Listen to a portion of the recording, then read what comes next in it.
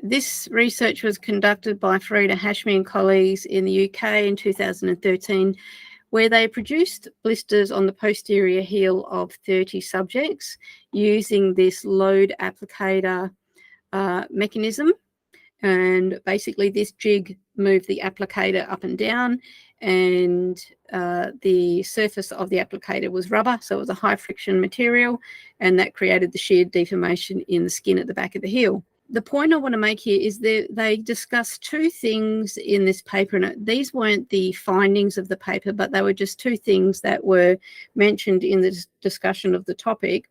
And one was that the heel moves down relative to the back of the shoe at heel strike by a whopping 1.5 centimeters. Now, that is a lot. That is more than I would have ever thought.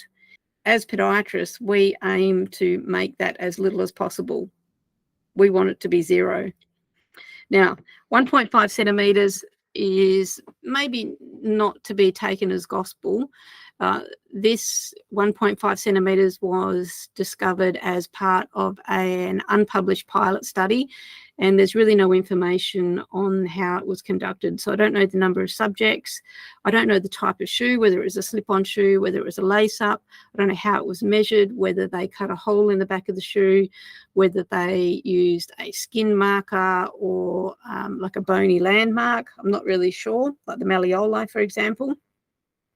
Seems like a pretty easy thing to do if there's a final year student looking for a project to do, as long as you've got some good, like a good video analysis equipment.